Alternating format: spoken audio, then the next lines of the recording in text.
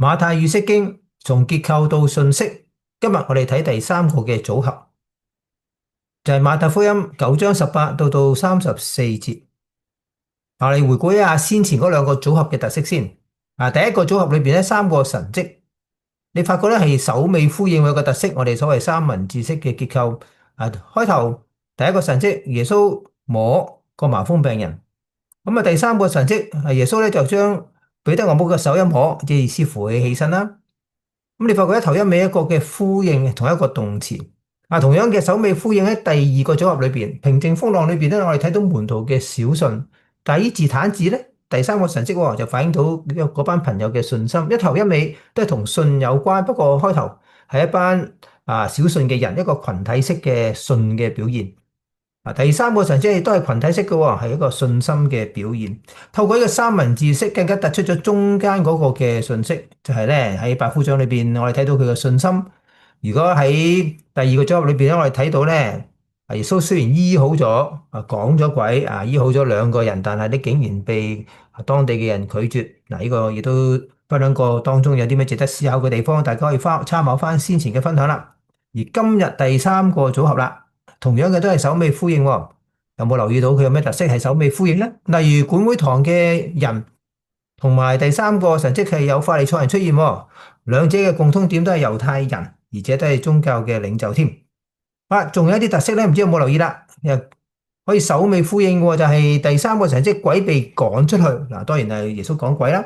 但係同一個動詞趕出去或者被趕出去呢個動詞咧，喺第一個神蹟裏邊又發生咗出現咗咯，係眾人當場喺管會堂屋企裏邊咧，一班係朋友親戚朋友被趕出去，咁得意嘅嗰個節會唔會有啲咩特別嘅可以令我哋留意下思考一下嘅咧？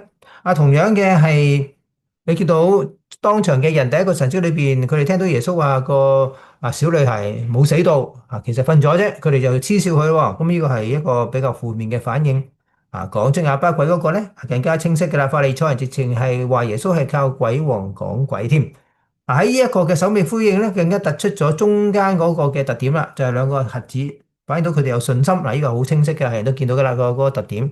但係有冇留意到咧？佢個信心係有內容嘅喎，佢哋稱呼為耶穌為大衛嘅子孫。佢哋唔單止叫耶穌做主，而且稱呼耶穌為大衛嘅子孫。大家有冇察覺比較一下先前啱啱喺第8、第9章其他嘅神蹟，佢哋都有稱呼耶穌為主嘅喎，但係有冇提過大衛嘅子孫咧？似乎今次係第一次出現喎喺神蹟呢個範圍裏邊。咁有咩值得我哋思考一下咧？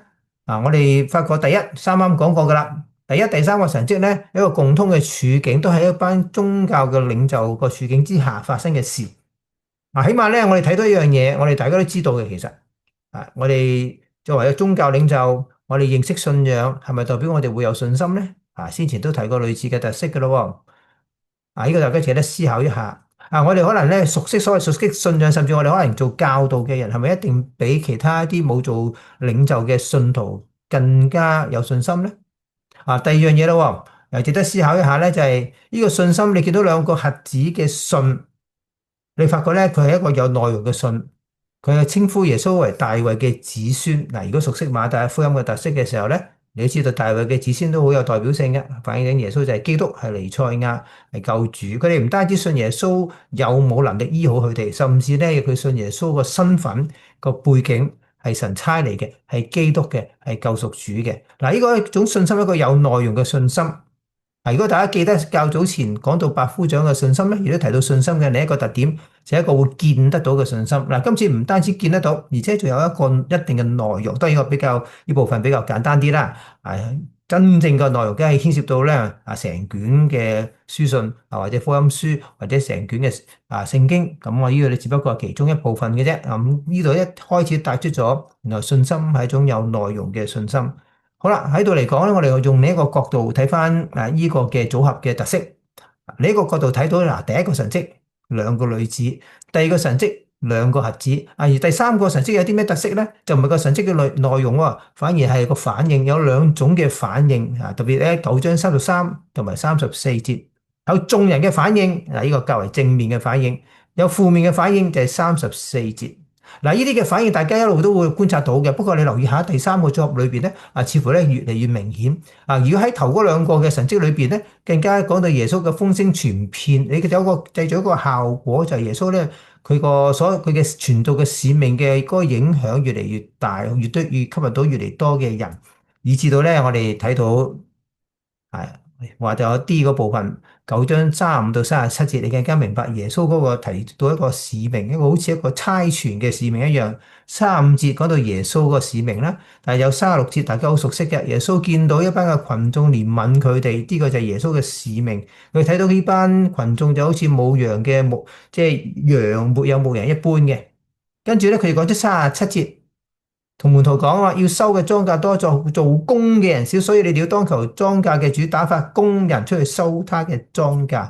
嗱，呢幾節嘅經文咧，一方面好似總結咗上邊耶穌所做嘅事情，但係其實咧亦都預備我哋帶出咗下一個嘅段落，就係第十章。大家可以試下比較一下第十章呢度當中有啲嘅字眼，第十章又會出現嘅，值得我哋思考一下。呢個亦都我哋第二次分享裏邊咧有關馬太嗰個嘅結構嗰個特色。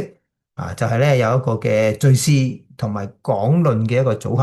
嗱，大家由呢度已經開始好夠一個明顯嘅例子咯。大家不妨思考一下啦。嗱，今日嘅分享咧就到呢度啦。